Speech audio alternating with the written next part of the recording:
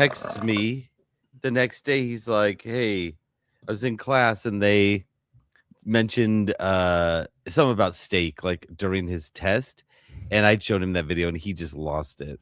Just thinking It's about just sloppy steaks.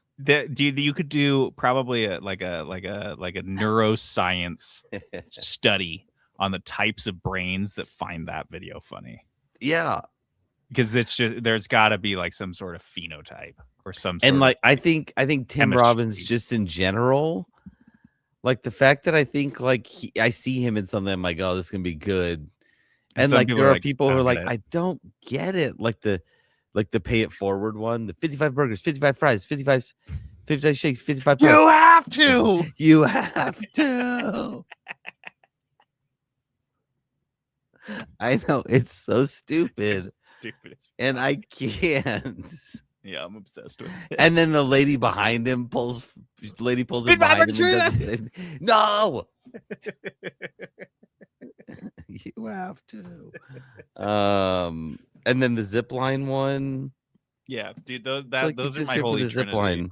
And you're like, when he's wolfing his food down so he get back to the zip line, I'm done. I'm fucking done. I can't handle it. He's like, when she's like, and you keep getting in arguments with Dave, the zipline guy, and he's like, shut up, Dave. Like he's like, and they're like arguing. I can't. Like he knows him and he doesn't like him. oh my God. He knows the zipline guy. Ugh, it's Mhm. perfect. It's peak humor, and no. As I'm telling you, like it takes a type of person to get it. I know it's popular, so there are a bunch of us out there. Yeah, But it is pretty split. People are like, this is so stupid. I don't get it. Yo, it's a binary thing. There's not. You're like, oh, it's okay. No one's gonna think it's okay. No, you think it Either is stupid or the funniest thing you've or ever seen. pure gold. Like you can't think about it without laughing. Can't stop you from ordering a steak and a glass of water. All right, let's get this shit over with. Chicken spaghetti at Ciccolini's. Oh, that's a slick back. Look at that. Look how slick back it is. He's pulling his hair back. No, he's right. I was a piece of shit too. And then I saw a picture of Donald Trump's two older boys because their hair is slicked back. We all know it. Piece of shit. Chicken spaghetti at Capolini's. Okay. Okay, I think we're ready. Got everything? Mm-hmm. Okay. On this week's episode, we have all the news. Sony's bleeding, Xbox is done with AI, and Rockstar expects GTA 6 to sell 1 trillion copies. Slay the Spire 2 is getting review bombed again. The Switch 2 is getting a price bump, and GameStop wants to buy eBay? Later, I do a first impression roast for Mouse PI for hire. You got to start over now? I'm just going to do it. I don't want to listen to you bitch about it. No. We're going to talk about this. Near done now. You got at least 2 more goes. Okay. Good luck. On this week's episode, we have all the news. Sony's bleeding, Xbox is done with AI, and Rockstar expects GTA 6 to sell 1 trillion copies. Slay the Spire 2 is getting review bombed again. The Switch 2 is getting a price bump, and GameStop wants to buy eBay? Later, I do a first impression roast from Mouse PI for hire. No, you not just do the same thing. Why can't you say that? You're doing so good too. You're like killing it. And then you get to the word higher. I don't know. Okay, we'll see if I can get this. Hower's not I got a word. The yips, dude. I got the fucking yips. Okay. That's amazing. That is amazing.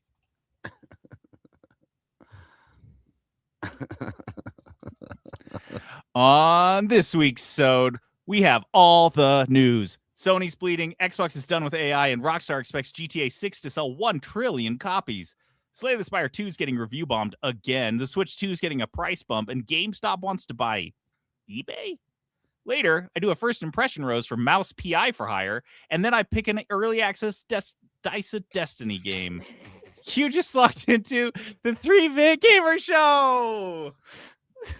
I'm not doing it again. Not doing it again. Welcome to the 3-Bit Gamer Show. I'm JD. This is Peterson. And I would love if I could get a new co-host, like a supportive one that maybe doesn't celebrate my failures quite so much. Look, the first time I didn't celebrate it at all.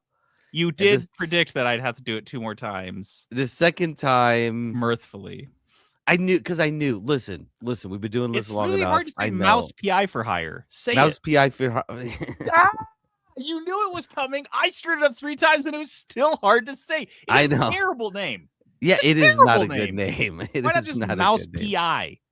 Mouse PI for hire.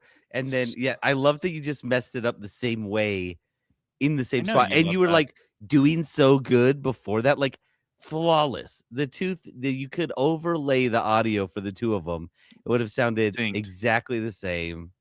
And no, this is why I can never break into voice acting. Can't do the tongue twisters. So good. And then you kind of fumbled on Dice of Destiny, and I couldn't hold it in anymore. I'm not doing it again. Couldn't hold it anymore. It's fine. Nope. You can only catch this on the YouTube video. I'm not leaving it in the podcast version, so catch it on YouTube, I guess. Guys, subscribe to us on YouTube if you want to see me make mistakes. I know there are people that relish in that. Me. Jerk. Live from the 3-Bit Gamer Show. The news. Our news this week is brought to us by Crave Cookies.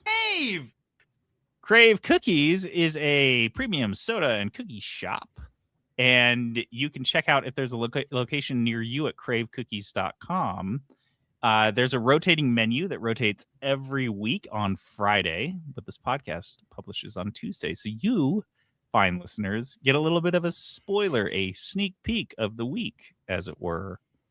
And next week's menu is kind of dope. We've still got the Rockstar as our monthly, which is the one that has semi-sweet and milk chocolate chips in it, and coffee and pretzels, a little bit of sea salt on top. This thing slaps. It's dope. We've also got our LTO, which is the limited time offer for the foreseeable future, is the Biscoff S'mores Crookie. Wait, Biscoff S'mores, like a Biscoff cookie with a bunch of marshmallows on top of it, and it's sandwiched in a croissant, and then it's drizzled with Biscoff cookie butter, and then sprinkled with Biscoff. Dude, it's a lot, but if you like Biscoff cookies, this thing slaps. And then we've got the dirt pie, which, if you are familiar with that concept, that dessert concept, we've just turned it into a cold cookie. Has a gummy worm on top. This is one of my favorites to order, because you have to order like a 15-pound bag of gummy worms, and then guess where those go after we're done with the cookie? Straight into your belly. Mm-hmm. Also, you got the chocolate cheesecake, the Muddy Buddy, and the caramel waffle cone. These are all bangers. Great. The Muddy Buddy, cone, have I had that one before? Possibly not. It's got it's like the design, I should say, of it is that we put a bunch of, like, a fistful of rice checks in the middle of it and carefully, like, fold it around so they're still crunchy inside after we bake it. Okay. And then it's, of course, loaded with the checks and anything else that you'd find in Muddy Buddies. Okay. But the middle crunch is kind of a cool thing. The caramel waffle cone is unbelievable. We take waffle cone and grind it into a very fine powder, and then replace a bunch of the flour in the cookie with ground up waffle cones. So that flavor comes through so strong, and this thing just tastes like an ice cream cone. It's unbelievable. That sounds awesome. Yeah. So that was a special request from yours truly. I just texted Trent. I said, hey, can we have this cookie again? And it was on the menu. So this one is, it's one of my favorites. This is only the second time we've had it out, and I think Trent forgot about it. So I'm probably he only has about 842 recipes and 8,000 jobs. So yeah, he's I'm glad he put it on the menu because it's dope. So get down to Crave Cookies and get your cookie on. The fate of the entire gaming industry apparently hinges on the success of Grand Theft Auto 6. This is it, guys. It all boils down to this. This one thing. This is like a pivotal time in history. It really is. And it's so crazy how it's come to this. I don't think this has ever happened before in the gaming industry. It's certainly, to my knowledge, never happened before in the entertainment industry. I couldn't think of any examples. I mean, you look at, did they say Endgame was going to save the cinemas or the movie industry in general? No. Like, yeah, it'll be a I don't big think so. hit and it'll be good for Disney and Marvel, but they definitely didn't view it as a life-altering, industry-shaping event. I think like, oh, Game of Thrones was really big for HBO, but even for HBO, it was not the end all be all. Like it was making them buco bucks, but they didn't need it. So this is really, I would say, worrying. This is troubling.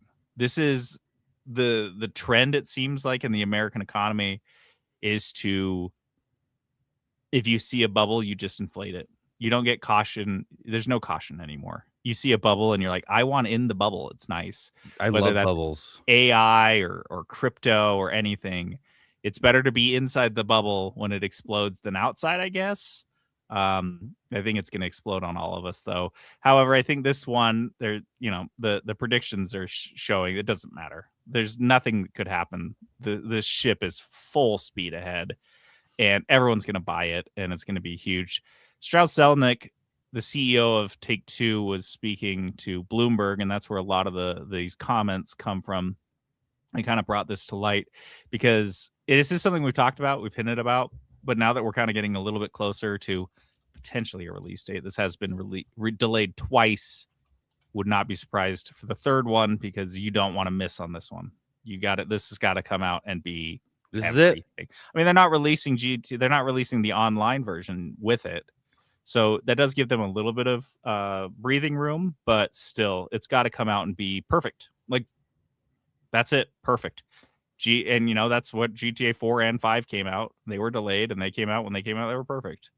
And this is a comment from Strauss Zelnick that I thought was interesting. He says, I think here our goal is to deliver to consumers something that's never been experienced before. It's very, very exciting and terrifying because the expectations are so high.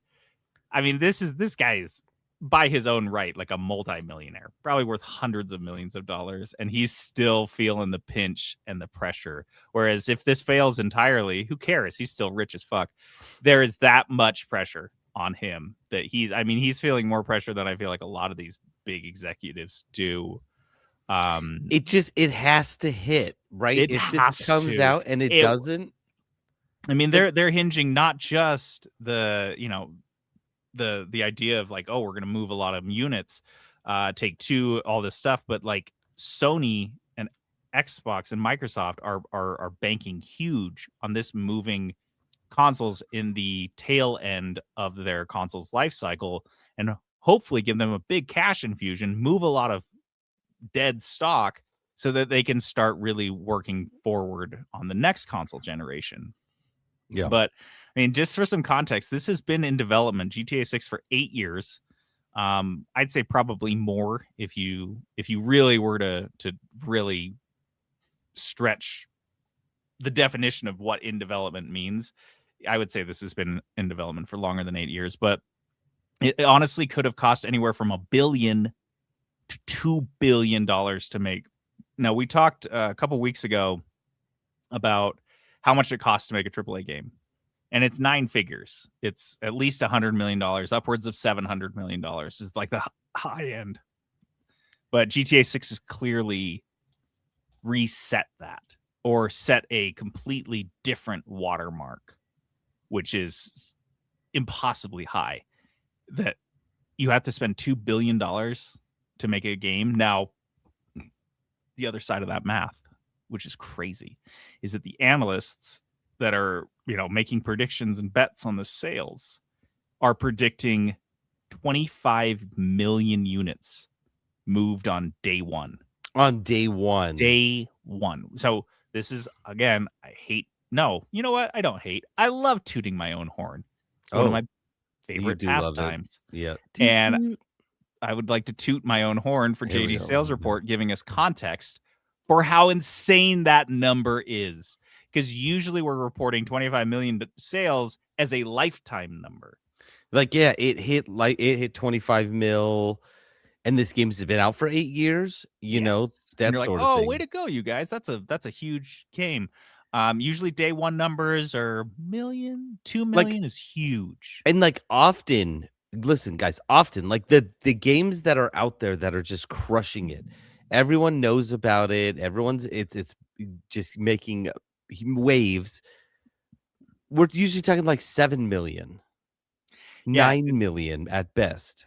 the same analysts are saying, and rightfully so, that a mere 10 million units, if they move 10 million units on their day one, that's a disaster. A disaster. That's So, like not good. well, yeah, because Oh if my you gosh. charge $70 or $80 for the game, you're making 700 or 800 billion dollars on day one. Whereas this 25 million figure that they're banking on is a day one figure of 1.75 billion. Yeah. So we're looking at potentially. Oh, this is great from Snorgle. He said GTA 5 holds the record for most copies sold on a day one, which was 11.2 million units. So the watermark set by GTA 5 would be a disaster for GTA 6. That makes me, yeah, if I'm Strauss Zelnick, I'm terrified that That's the terrifying. expectation is to more than double our record-breaking sales on the last game. We have to double it. Which would Do you even think it's possible? I mean, genuinely. no. Oh no. I think you take into account the extra couple months of paying $6-7 at the tank or at the a gallon at the At the gas pump. station, at the pump, that's the word. And then everything else that's been going on with the economy, and all these tariffs, and I genuinely think the economic pinch is going to have a effect on the sales here, and I would not make a prediction like this if I were an analyst. Because I mean, but it is interesting. It's fun to think about the idea that within 24 hours of the game coming out, it could have completely remade its $2 billion but 8-year budget in 24 hours. That's a hell of a bet. It's really cool.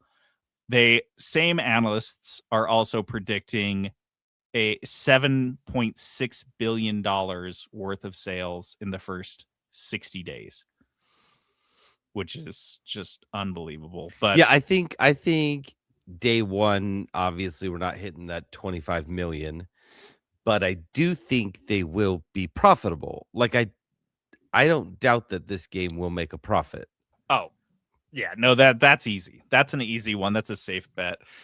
Also it's interesting because a lot of these numbers, these analysts are basing on a $80 price tag, which is kind of interesting. I'm going to skip forward a little bit here because there was another story that a Bank of America security stock analyst was talking about this $80, the proposed or talked about $80 price tag.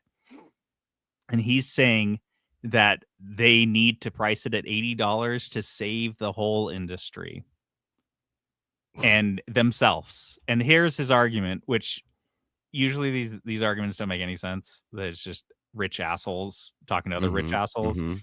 But this one has some sort, I wouldn't say merit, but logic. It has logic, which is the idea that if you are out there selling GTA 6, apparently, we'll just call it this, the greatest game of all time ever made, which is how they're billing it, and you sell it for $70, well, you know what?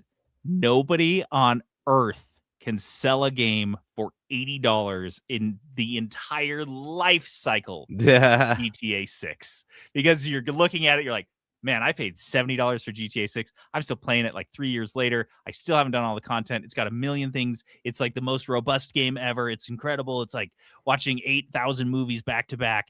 And then EA comes out with a FIFA game at $80 and you're like, pound sand. Who the What are you fuck do you talking think? about? You think you're better than GTA 6? That's the whole crux of this guy's argument. Yeah, Is that okay. everyone that needs to charge $80 because things are going up and inflation's going nuts. But if they lock this in, and Rockstar won't raise it. If they launch at 70, they're not going to raise it to 80 after 6 months. No games do that. That's a console thing. Yeah, yeah. So that's an interesting argument. So I will be very surprised if GTA if Rockstar launches GTA 6 at $70. I'll be tickled, but I would bet it's 80. Oh, I'd bet Think $1 it's million 80? it'd be 80. Yep, they're gonna launch it at 80 just because. And it's free money. It's on the table. People, gamer math on a game like GTA 6, $10 is $2. Yeah. That's what it is. Like, you're not gonna nickel and dime if someone's like, dude, have you tried GTA 6 yet? And you're like, well, I was going to, but I didn't have an extra $10 because I spent it on bus fare. No, you're gonna scrape and you're gonna get that 80. So I think their analysts are gonna figure that out. But the other thing that I find very interesting on this is that they mentioned that since GTA 5 has come out, and a lot of the industry has shifted to being very PC, I wouldn't say centric, but heavy. And PCs have much more market share now than they did back when they released GTA 5. And so one of the things is that Zelnick was talking about when he was at Take-Two, when he started in 2007, PCs would make up about 5% of sales of, the example used was NBA 2K, which is fair because no one's playing a basketball game on mouse and keyboard. But he goes on to say, now with regard to a big title, PC can be 45 or 50% of sales.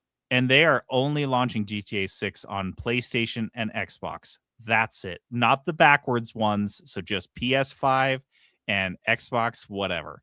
Like, that's it. Just the new stuff. And so the trade-off there is we can re-release it later on PC and get another big boost. Get a bump. But at the same time, it's risky, man, because you are saying, like, for me, I do have, a lot of things, but I think there are a lot of PC gamers that have kind of left consoles just to fallow, and they may not even have the most recent console, and so they're not going to be able to play this game. I mean, that was huge for Hogwarts Legacy. I would be very curious to know the breakdown, but I would bet good money it was over 20% of their sales were on PC for Hogwarts Legacy. And that's a lot when you're talking about billions of dollars. That's hundreds of millions of dollars you leave sitting on the table because that's basically what it said. This is just how we always do things. GTA always just comes out on the consoles first. That's just what it is. It's a console game. And it's like GTA, I'd say GTA is a console game. GTA Online is a PC game. That's a really good point. So maybe that's what the play is. You release GTA Online at the same time GTA 6 comes out on the PC, and that boost. You got to have GTA Online on the PC because people that's a PC game in my opinion. That's like World of Warcraft, right? Yeah, no, I like that. Maybe, I'd be interested to know how much of their audience, because they know damn well, how many they'll sell on PC the moment they drop it. They're going to make so much money. I think it's crazy though. We're putting so many eggs in this basket. I don't even think we're doing it on purpose. I think this is just where it is now. That's what I'm saying. It's all kind of just fallen into place. Bubble economy. That's what we've got here. A K-shaped bubble economy. A K-shaped bubble. Ugh. Yeah, you can write that down. Yeah. Sony has recorded a $750 million loss from Bungie last year. Oh my gosh, dude. Good goodness. I saw this one. I think someone posted this or you posted it. Yeah. Someone posted it, I think, in our Discord. This is a crazy I mean, this is just on their financials. So it's not like Sony bought Bungie for $3.6 billion back in 2022. The high days of the pandemic where you could just where money was free. They were just buying everything. Just last quarter, they recorded last 3 months of 2025. They recorded a $560 million loss. Bro, that was the quarter that Marathon came out. Mm-hmm.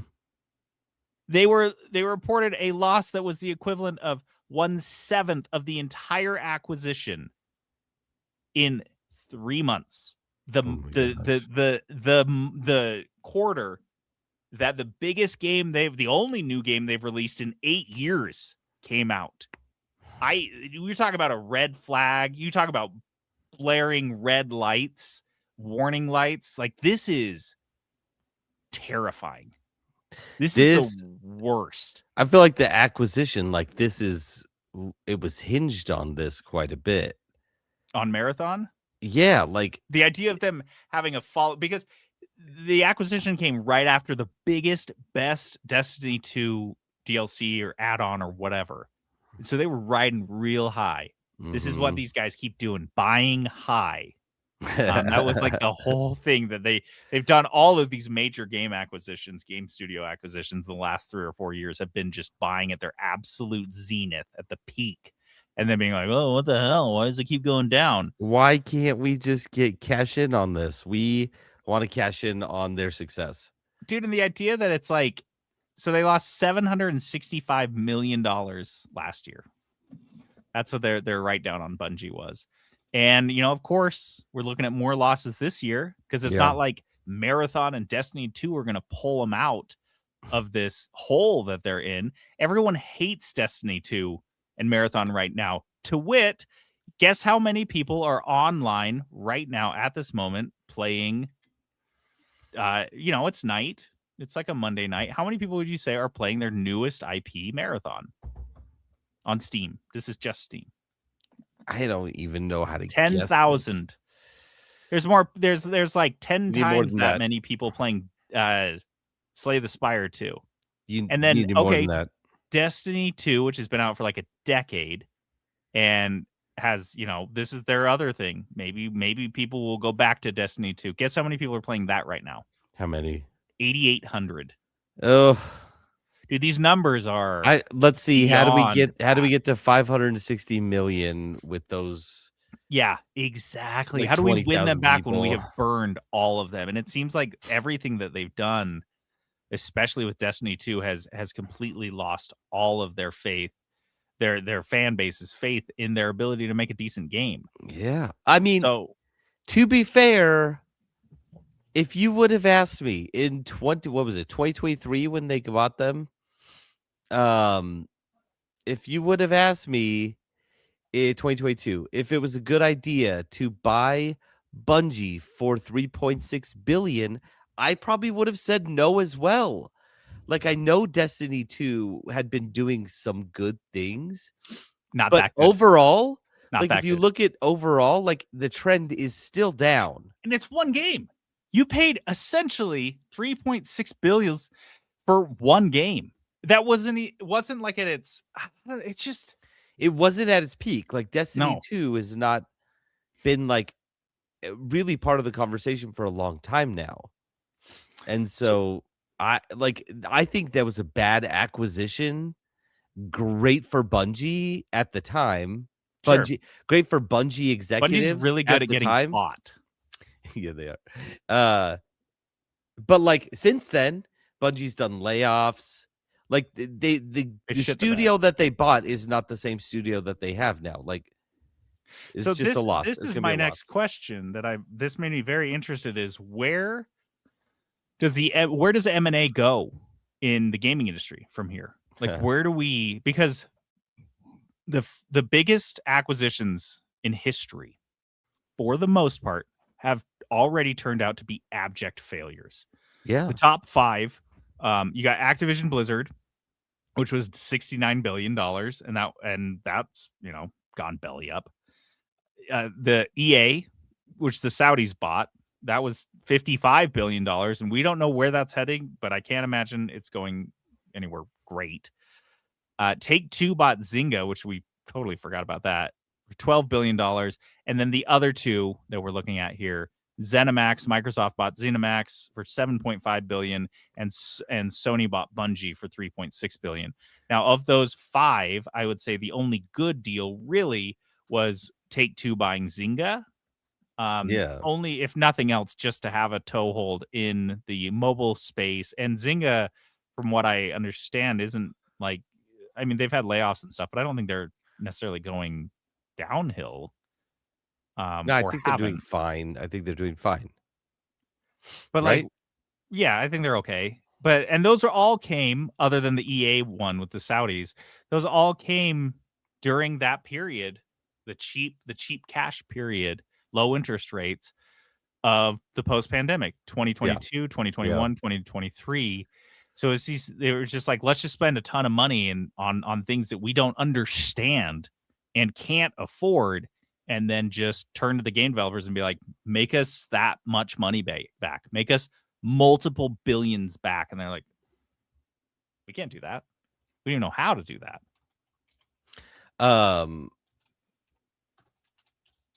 Do you think, I think about this periodically, like if they could go back, if we could go back in time to 2021, do you think any of them would make a single acquisition?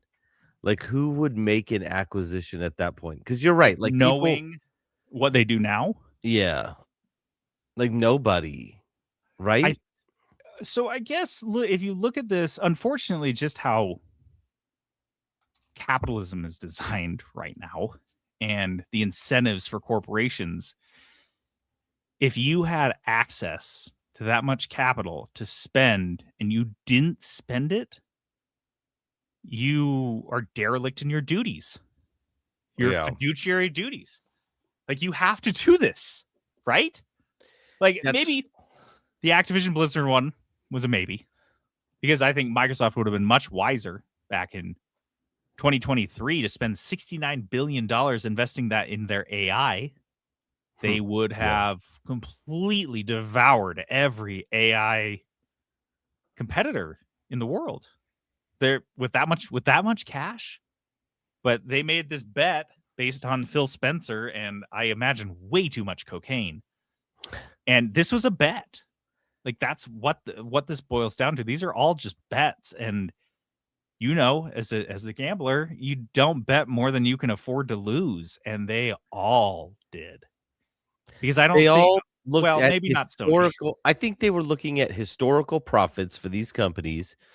They saw a huge influx of cash because if you remember us reporting during that time period, like video game industry was killing it. We didn't have anything else to do. We sat home and played video games every day, nonstop. All day. Of course. And we couldn't go anywhere, so that's where all our money went. They were like, yeah, I guess I was going to go out to eat, but instead I'm going to play video games. Video games for dinner. Yeah. And so, yeah, like, I don't know. And now, like all these major acquisitions, they've all ended up with layoffs. I think all of them. Yeah, Embracer, God knows everything that Embracer did was bad.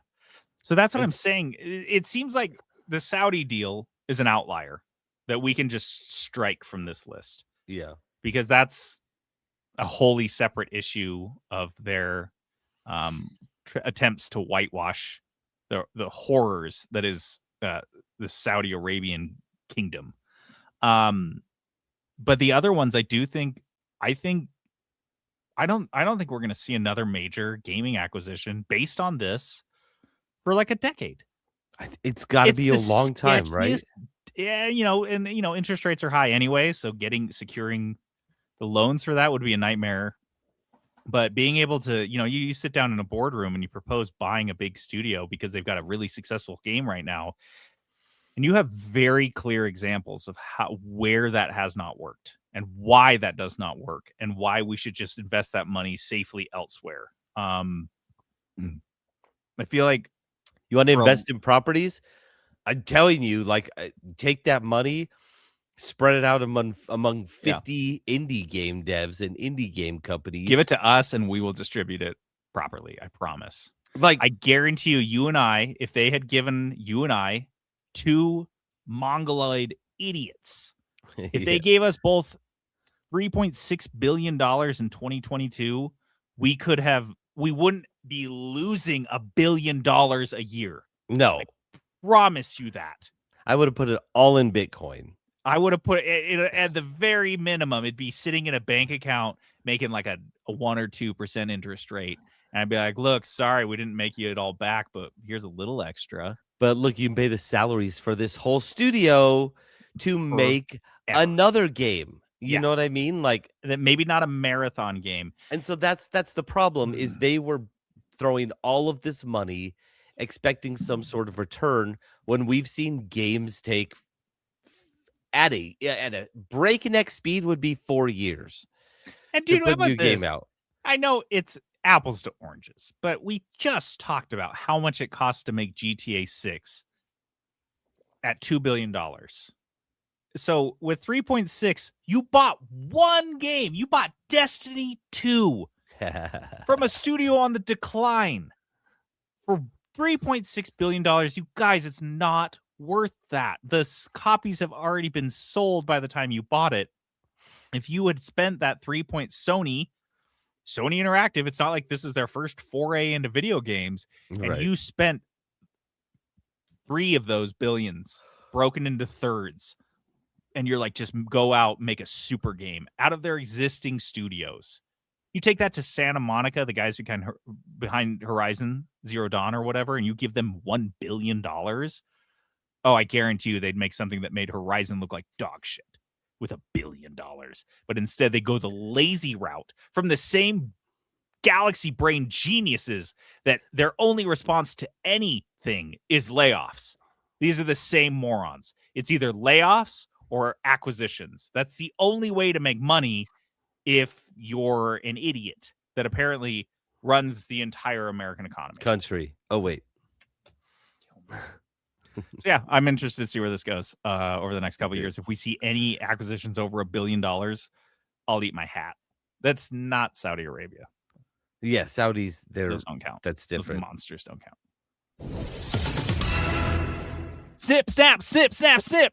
Copilot's dead on Xbox after being first announced for Xbox just 2 months ago. The Copilot AI, or Microsoft's AI tool, was first announced in March of this year, not last year, this year. They announced that Microsoft's AI Copilot would be coming to Xbox. So I was like, what does that mean? What does that mean? What are we doing? What are we doing? What's going on? Coming to Xbox? What the hell does that mean? So I looked at, so what does it mean when an AI tool is coming to Xbox? It means they said it was supposed to be your ultimate gaming sidekick, aka it was 2 things. It would beat video games for you and then tell you what new video games to buy. Yeah. In Microsoft's perfect world, you sit down and you sit slack-jawed down in front of your TV or your computer while you watch an AI beat a video game for you, and you just like a little drool dribbles out of the corner of your mouth, and then after it's done beating the game for you, you're like, oh, that was good, and then the AI is like, hey buddy, why, you really enjoyed that game? And you're like, yeah, I did. I'm and it's pretty like, good. why don't you buy this next game? And you're like, okay, charge it. And it's like, I'm going to charge your credit card now. And you're like, okay, sounds good. Yeah, charge it. And then it buys the game for you and then starts beating it. That was Downloads it.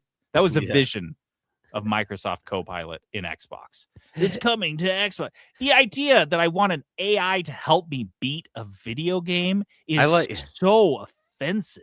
I like to think of it like you start playing, and you're like not doing very good, and the AI kicks in and be like, hey, I could see you're having a hard time with this. Like Clippy. Maybe let me help you. Would you like me to help you kind of get past this? And like, it's not fully in control. It's just like, oh, if you click A at the wrong time, it's just not going to register that. It'll register it at the right time. It'll make you a little better until eventually your hands are like barely on the controller. You're like a Wall-E person. You're just sitting there sipping on your soda. Every now and then you like lean over and click A or B or something, and it's like, hey, buddy, don't worry about that. I got this. Oh, you don't need to do that anymore. Yeah, 25 years later, they reinvented Clippy, the Microsoft Word paperclip that would say, hey, I see you're writing a resume. Would you like some help? That's what they thought would be what people wanted.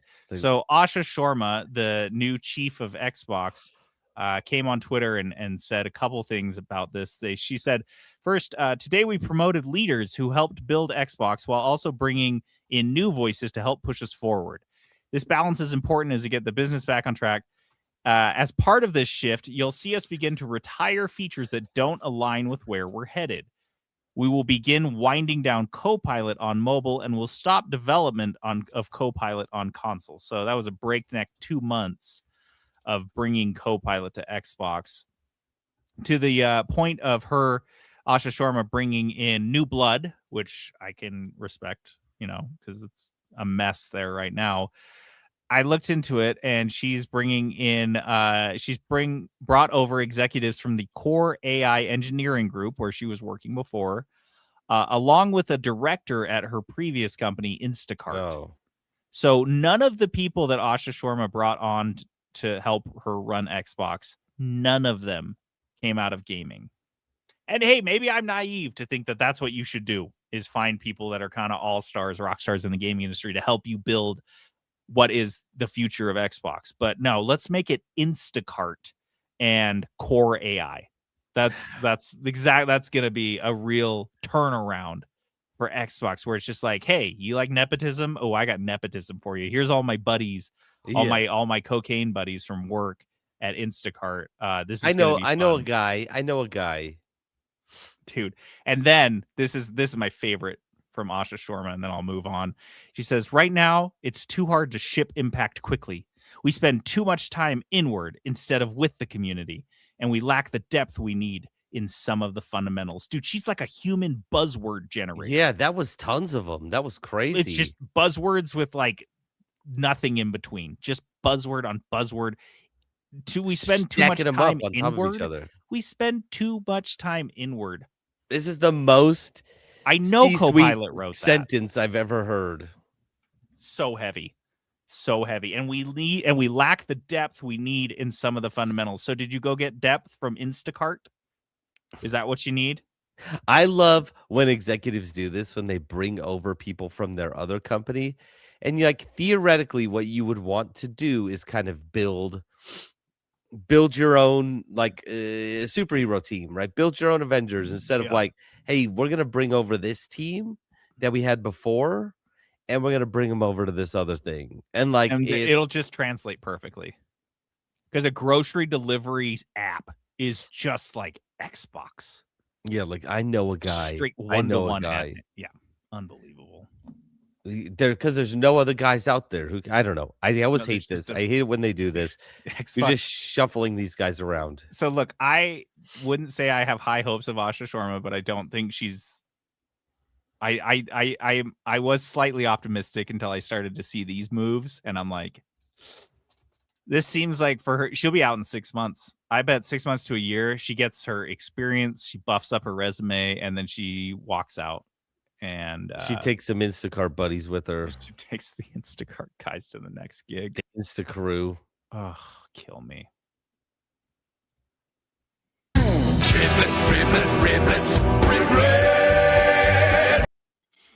All right, riblets are news stories without a lot of meat on the bone. And this week we have a full basket. It's a heaping basket. It's the end of the night when they just want to get rid of them. So you order some riblets and they give you all the riblets. So I'll try to go through these. They give quickly.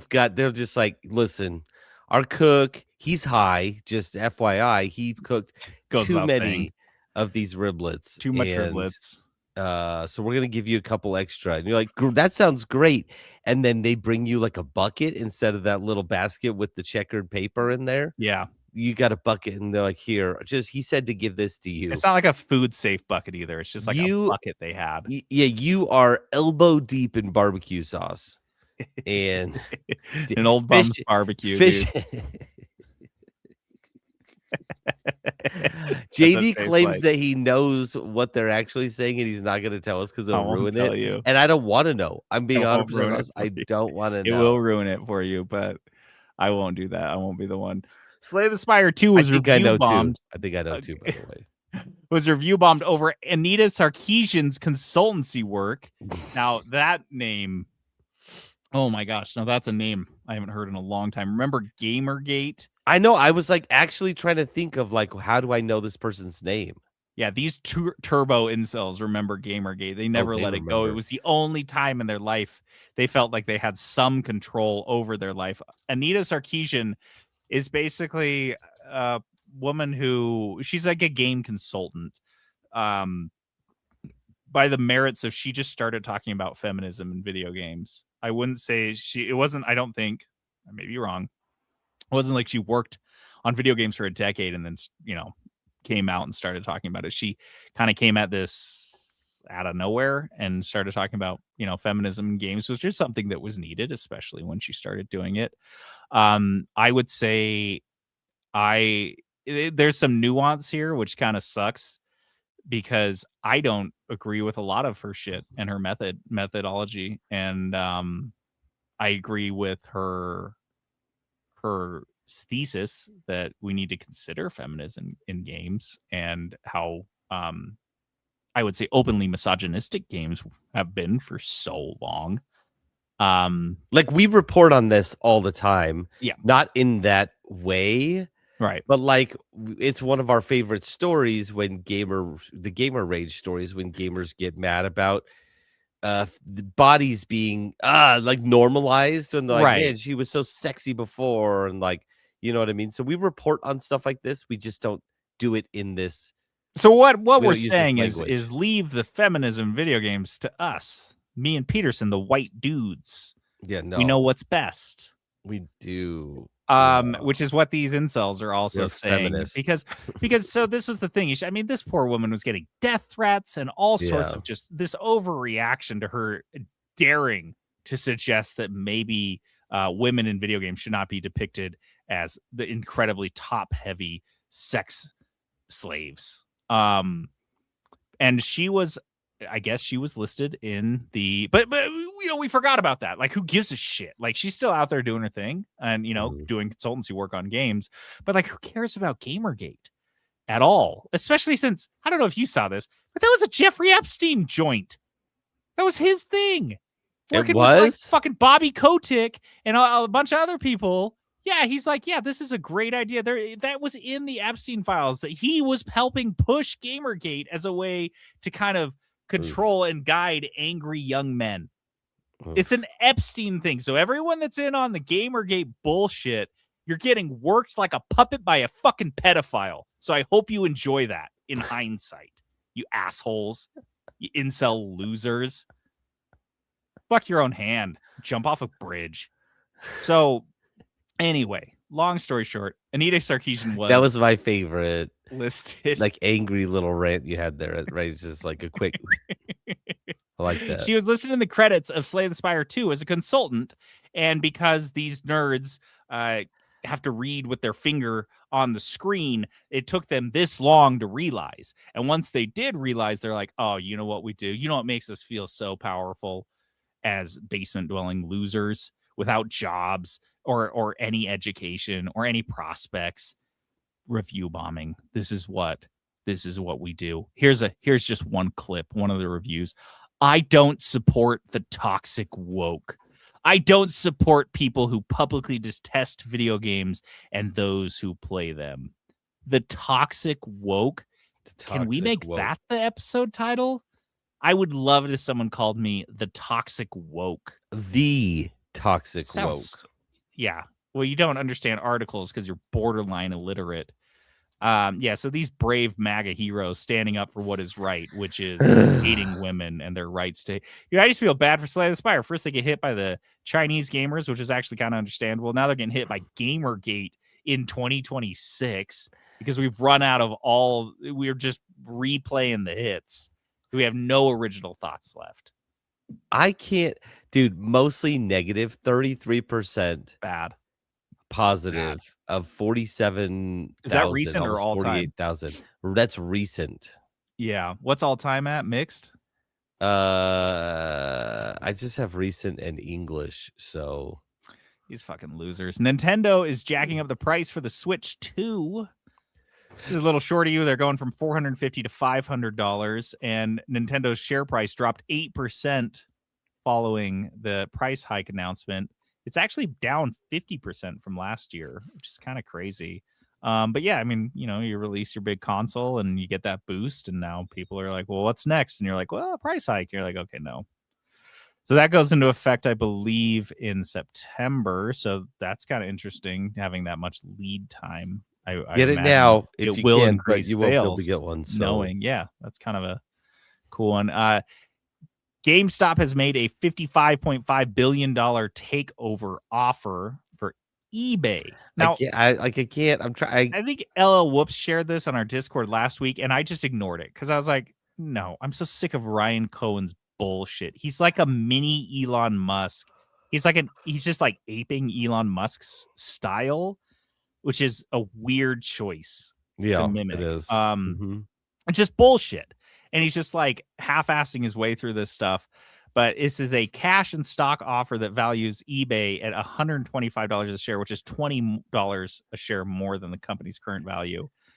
Now, if you guys are curious, yes, eBay is much larger than GameStop, 4 times larger than GameStop. So the idea that you could come in and take over, you know what we ought to do, Peterson? We ought to reach out to Christian Spicer and offer to take over DLC. Yeah, we could do that. And then what we'll do is we'll just heap any of the problems that causes on to DLC, which is the proposal here, is that I'm going to spend, quote unquote, $55 billion to buy your company. Now your company will owe the people that loaned me $55 billion, $55 billion. It makes no sense. He also says Ryan Cohen, just an absolute asshole, says eBay would be much more successful under his leadership and even rival Amazon. And then he went as far as to propose a hostile takeover if eBay doesn't accept. His pitch requires him to be made the CEO of both. This guy is so high on his own farts. He's really believing, because there's these lunatics, these bag holders that are hanging on to GameStop stock under the assumption that it's going to go to $1,000 a share. And it's like he believes all the stuff they say about him online. He's really taken that at face value, and he thinks he's like some business god. And I'm going to move on because it makes me so mad. It's so weird. It is such a weird acquisition. Essentially, they just want to be able to sell their pops. He's just trying to juice his stock price, which is ironic because it drove GameStop's price down and drove eBay's price up. So even his proposal is going to be more expensive just based on his proposal. And just to carry on, GameStop killing it. They want to sell you random Pokemon cards for $5,000 a pop. Because this is the genius that Ryan Cohen is going to bring to eBay. So the idea here is they're selling single randomized PSA graded Pokemon cards on GameStop's Power Pack site or whatever. So you essentially pay to open a digital card pack that has a single PSA graded Pokemon card in it. And which is unbelievable. I don't know how this is even remotely legal. But once you see the card online, so this is not a physical thing. There's no physical aspect to this at all. Yeah. I assume it's from their giant collection of PSA graded cards that they just spent all their money on, and they're just selling it back to you. But they're selling it back to you, and you have to trust them. That's what's so crazy. You go buy a pack of Pokemon cards, you're getting 11 cards, and one of them is going to be rare. But if you get on GameStop's site and they say, well, there's a chance you could get a $40,000 card, you just have to trust them. This isn't even like, getting dealt cards or throwing a dice or rolling a roulette wheel. There is no accountability here whatsoever. It's like McDonald's Monopoly. GameStop could absolutely have one single card worth $40,000 and literally never award it to anyone. And then after a year, be like, oh yeah, one person gets it. This is insane to me, and people will do it because, and then once you open it online, you can either have it shipped to you. So I guess that's, if you actually win it, they'll ship you the one rare card, or you can sell it on GameStop's platform. So you never even see it. You just get it and sell it. And then you have to, of course, give GameStop a cut of that sale, or they will store it for you in a climate controlled facility in Delaware until you want it. Until you want it, then they'll ship it to you, which I'm sure there's a cost associated with storing it there. I'm sure. And so on their website, on their own website, they list the possibilities, the potential for these. So you can spend anywhere from $25,000 to $5,000 per pack. The idea being if you spend $5,000, you have a higher percentage of getting a good card, but not a complete percentage. Not a great percentage. You have a 0.4% chance at $5,000 No. You have a 0.4% chance of pulling a card worth more than $40,000. You also have a 72% chance of pulling something worth less than what you spent on it. Those odds are so much worse than most games, if not all games in Vegas. I cannot believe it. Like, all card games are worse odds. 72% loss rate. Yeah. I mean, 72% chance. that's like a lot of the bets on a crap table. So, and then At least listen, you got to throw dice. say you spend $5,000 and you get a card that's worth $5,000. Because that is a chance, right? They want you to sell it on their platform so they get a cut. So they are now getting more cut of that. Or again, it's an imaginary card now. It couldn't be real. It could be you real. don't Maybe you it's don't not. have it. You don't have a You card. have no idea. Yep. You have like you said, they could be like, hey, we're gonna store this in our climate controlled facility. It'll $15 cost a month. you $15 a month, that sort of thing. It's gonna be there when you want it. Right. Again, we don't know if that's real. Let me ask you this. Do you trust Ryan Cohen and GameStop? And reminder, GameStop is perpetually on the brink of bankruptcy.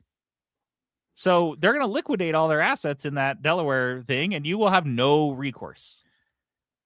But who's going to, it's going to work. It's going to work. Also, wait. Is there a climate controlled facility with high value Pokemon cards in Delaware somewhere? Like, this place is going to get robbed, right? Like, is this like a Fort Knox? Have we finally found our heist? No, it's in like a storage unit and a fan. And speaking of easy storage unit, over just like the lights flickering, you'd be like, Ryan just pick Cohen. out a cinder block and you just get it. Yeah. Speaking of Pokemon cards, the Pokemon trading card game vending machines are being pulled amid scalper drama. This is not at all surprising, but it is fascinating considering those are very proprietary, unique machines. This isn't like they just went out and bought machines and branded them as Pokemon. These were absolutely made from the ground up to be Pokemon vending machines. And there was notices going out to a lot of vendors from Pokemon, the Pokemon company, that kiosks are, quote, gradually being removed from select retail locations. They're trying to improve stock consistency, reduce regional shortages, and provide a more reliable experience for all players. You know what, guys? You can keep the machines. I'll tell you how to make a more reliable experience for all players. Flood the market with cards, you shitheads. I don't understand what they're doing with the trading card game where they're like keeping this limited, where they don't see any of the value. When you, as the Pokemon card company, print a pack of Pokemon cards and put it in a little blister pack, and it has a $40,000 card in that pack, you know what you sell that retail that fucking pack for? $4. So what the fuck are you doing? They get nothing from these. They get nothing from the secondary market whatsoever. In fact, I would argue all they do is get negative publicity for how fucking dumb this is, because everyone's fighting. This is my mental association with Pokemon cards is not like, what a fun game I get to play with my kids in this IP that I've known since I was a child. This is people brawling in a Costco parking lot. That is what Pokemon cards are. That is what by not just simply printing more cards. And this isn't like a chip fabrication facility. This is not a complicated thing. Cardboard is printed fucking cardboard. Like, no, this is easy. They print more, and they're like, oh, we'll roll out an entire line of vending machines to try to help with the shortage. You know how you help with the shortage? You print more, you stupid assholes. I can't get it. I don't get it, because I would get it if they were getting rich off of it. Then I'd be angry about profiteering. But they're not making a dime off this. They're not making extra. And when the machines get kicked in, and when their delivery guys have air tags and stalkers in their vans, they don't get anything from that. So this idea that they went through all this effort to just avoid printing more Pokemon cards is beyond me. I can't wrap my head around it. It's insane. It's just insane. I hate it. Yeah, I think I have mixed feelings about it, but my main feeling is that I appreciated the vending machines. I have used the vending machines, but I have also at my tiny little area in my tiny little Smiths in the entrance less used have seen 2 adult men camping there waiting for it to refresh. Yep. Because that's the experience. That's the experience you want. How it works is, like the stuff will the stock is in the machine. It'll just periodically release 5 packs at a time. And these guys have figured that out, and now they just sit there and hang out at the vending machine, wait for it to refresh. Well, they're busy. Honestly, they can spend their time review bombing in between waiting for packs. I hate it. It's pathetic. I hate it because it has made a potentially fun thing for kids and teens something no longer fun. The hotel I was just at in Seattle, the last day we were there had a Pokemon card convention down in the floor area. And people were loving it. People were having a great time. There was kids there. There was teens there. Right.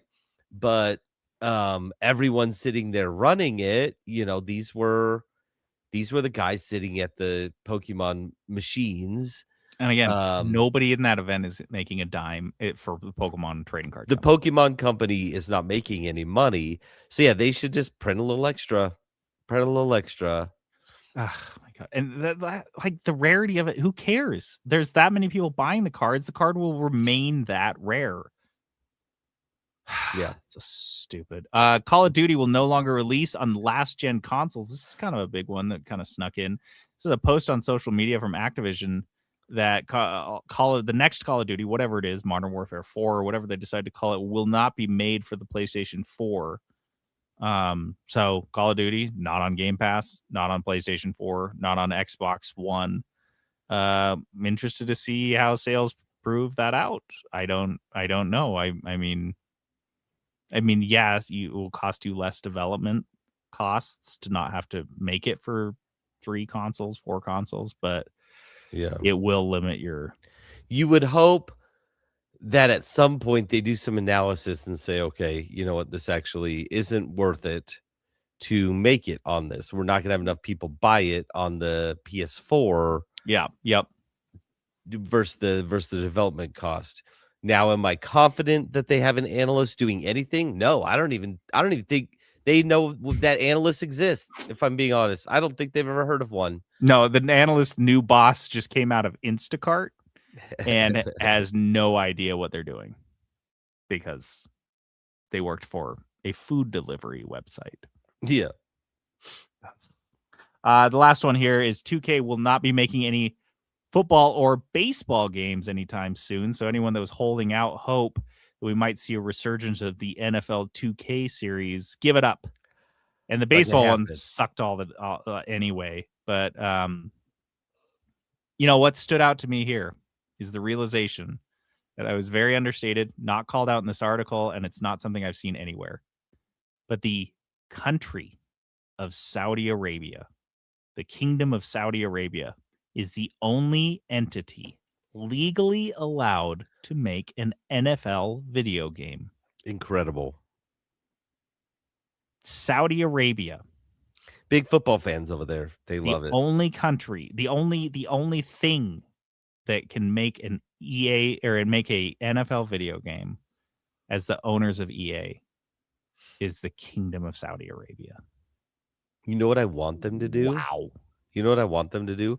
I want them to make an NFL game, a football game, and call it something not football because football for the rest of the world is soccer. And so I want them to they'll take a stand and call it Madden else. American football. Madden American.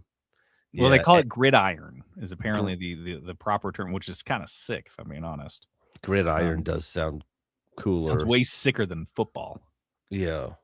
Football No. sounds like soccer, like where you use your foot and kick it. Also, Which it tracks. sounds like somebody who doesn't know how to like use sentences. Like I don't know what it's called. The football. I don't know. Yeah, There's foot. we There's kick it. football. I don't know. You know, it looks like a foot. There's a foot in the ball. Ha. Come on. Dude.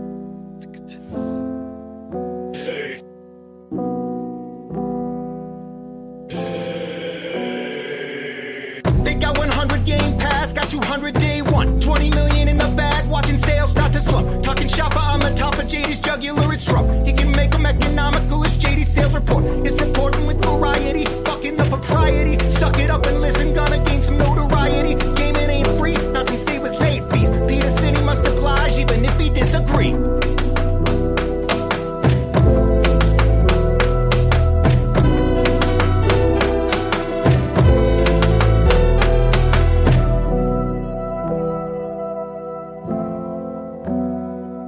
Dude. It's time for a JD sales report.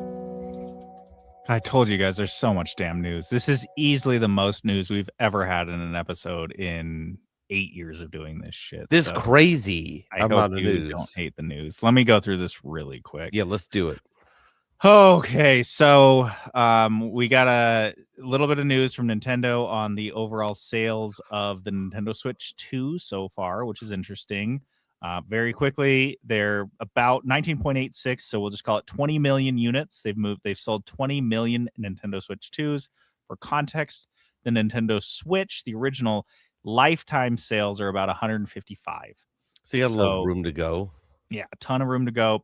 But if you go back a little further, Wii U only sold 13 million units. So they've already passed the Wii U. 5 million. That's so bad. The Wii was only 100. Well, not only, I'm sorry. It was 100.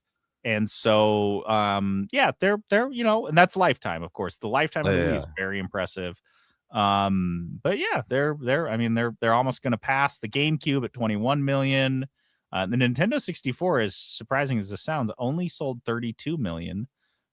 Which seems crazy. It seems so big at the time. I mean, 32 million is not anything to balk at. But back then we only had 4 billion people on this poor planet, but now we've got quite a few more consumers, as the capitalists would want. So yeah, the Nintendo Switch 2 is kind of coming, just chugging along. For context, I remember that was 20 million. The PlayStation 5, they have topped $93.7 million. That's lifetime. So that's actually that's pretty respectable. Yeah. And in the first quarter of this year, 2026, they moved 1.5 million units. So they're still moving. They're still moving, not a ton, but 1.5 is not nothing. Pokemon Pocopia has sold 4 million units, as well as Pokemon Fire Red and Leaf Green. This was the remake. Well, not even the remake. Pokemon and Leaf Green, Fire Red and Leaf Green were remakes of the original Pokemon Red and Blue on the Game Boy. And they came out on the Game Boy Advance. So they were remaking this thing right away. Now, these have been released on the Nintendo Switch. I want to say just the Switch 2, but maybe it's on more than that. So 4 million, over 4 million for both of those, which tells us, I think what we've learned is there is an inflexible amount of gamers to the tune of about 4 million who will buy literally anything with the word Pokemon on it. Like that's the number. We release a Pokemon game, 4 million units out the door, because these both came out this year. So like 1 quarter, 4 million units, just make a Pokemon game. It can be a Pokemon game that is a re-release of a remake of a game that came out in 1998. We'll sell 4 million units. We can make a brand new one, Pokemon Pocopia. It's kind of a new genre. You're not catching Pokemon. You are a Pokemon. 4 million units. It doesn't matter. You make Pokemon game, you get 4 million units. So that's just the lesson we've learned here.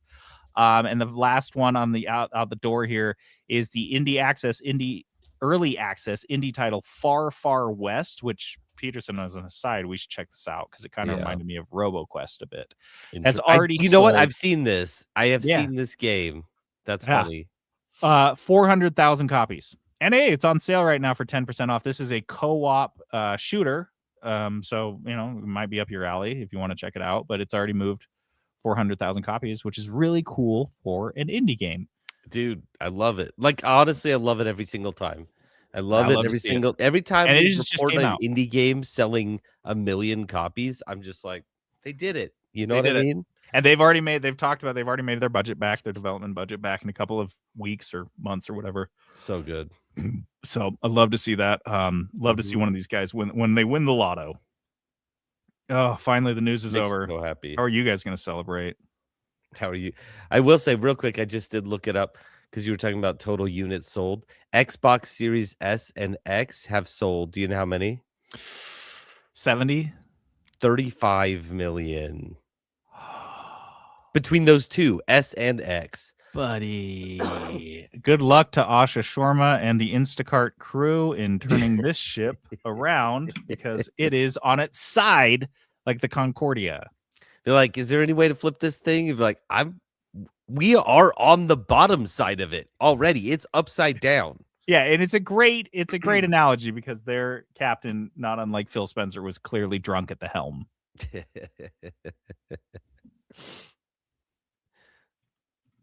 You ready for this? Mm-hmm. Is the other one. We made it, you guys. We made it through the news sludge, and we're into the kudos. Do you have one? I got a couple, so I can start off with one. Yeah. I'm in Seattle this week, so of course, doing a bunch of fun things. But one of the reasons why I went there, and this is kind of a redudos of a long, long time ago, but I went and saw the Midnight live. One of those bands that I just love. I've talked about them for several years. But I got to go see them live in Seattle at the Paramount Theater, downtown Seattle. So fun, so good. They're so fun to watch live. Just some live, 80s vibe with a lot of saxophone. And like people Bring love it out. saxophone so much. They love it. Whenever the sax guy plays, the audience would just freak out. And then there were people, like loads of people, that brought inflatable saxophones. Like people are into it. Every time this guy, love that energy. He's like a little mini celebrity in this little niche music community. Yeah. And like he starts playing and everyone's like, yeah, he's not even like, he doesn't even talk. He didn't talk in the microphone one time. Beautiful. He just played the saxophone. He's got little ditties on each song almost, and he just played and he was like, yeah, there it is. There's the sax. It was so fun. It was a really good show, really good concert. Yeah, I really enjoyed the Midnight. So guys, and of course I'll give kudos to the Midnight, but kind of larger kudos. I've made a goal this year to go to a bunch of live events. It's a fun goal. All the sporting events that I can get to. I haven't done a hockey one yet.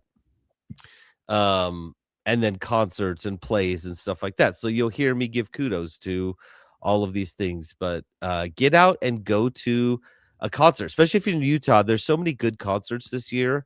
A lot of bands are coming here. This is kind of like the tour cycle. And so go in, check it out, just suck it up and pay the Ticketmaster fees and get your tickets to a show and go. You won't regret it. It's always a fun time. Nice. I have kind of a strange kudos, but these are my favorite ones because I run a restaurant, and so I am always on the lookout for a good food service warehouse, and I found one that's in Midvale, Utah. It's called Shamrock Food Service Warehouse. You do not need a membership, though I do recommend signing up for one because they're free. This is and I'm telling you, the prices are on some things, they are literally better than Cisco. And not just base Cisco, but Cisco, where we have a unique deal we've negotiated because we have 70 stores. So our prices are lower because of that. You better get a deal on chocolate chips. And still, Shamrock Food Service Warehouse has lower prices. It is unbelievable. The shit I'm telling you, if you shop at can Costco, you go there as an individual consumer? Yes. I just went and bought a 10-pound tube of ground beef, took it home, broke it into little, break it up.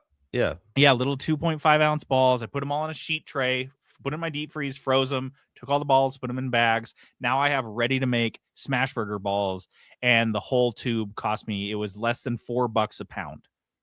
for the meat. It was unreal. I mean, That's they have awesome. there's sodas. They have individual sodas you can get. They have tons of commercial grade kitchen equipment, which, by the way, you guys, if you really cook a lot, this is something you should consider. You go buy your kitchen tools at Target or Walmart, they're going to fall apart. They're shitty. And you can either go to Crate and Barrel and get really nice ones, or you can go to Shamrock and get commercial grade cooking supplies, and they'll last you for your rest of your life.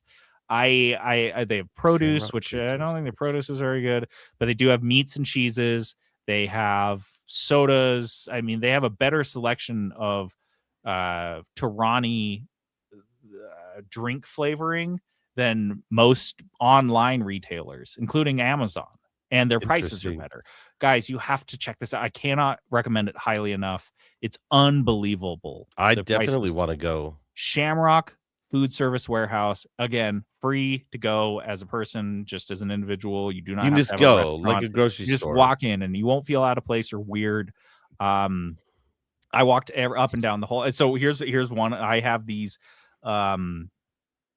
noodles. I like to get these ramen noodles. They come in their own little pouch or these little this little tray that you can microwave them in. And I get them individually in an Asian market, and they're like $2 a pop. I get them at this thing in a big package, and it's like, I think it was like 40 cents a piece.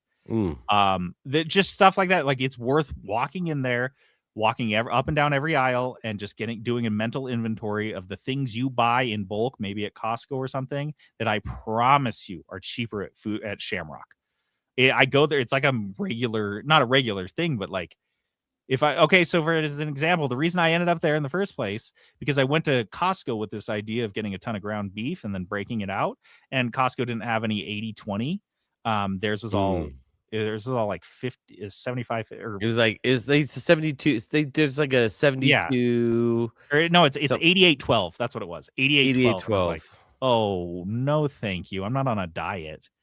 And so I was like, well, let's go check out Shamrock. And for burgers, like, you want some of that like fattier stuff. Yep. You know what I mean? No, Costco's would be great for a meatloaf for sure. Like But 80/20 is usually my go-to. For most of the for a stuff burger, that I you have to do. do 80/20. So Yeah. check it out, Shamrock. I want to go. You gotta go. And then I'll just do another quick kudos, because again in Seattle, we went to a baseball game, a Mariners game. And guys, of all the professional sports, I've always been like, oh, baseball's probably the most boring to watch. But I don't know, the atmosphere at the stadium was just kind of like electric and fun.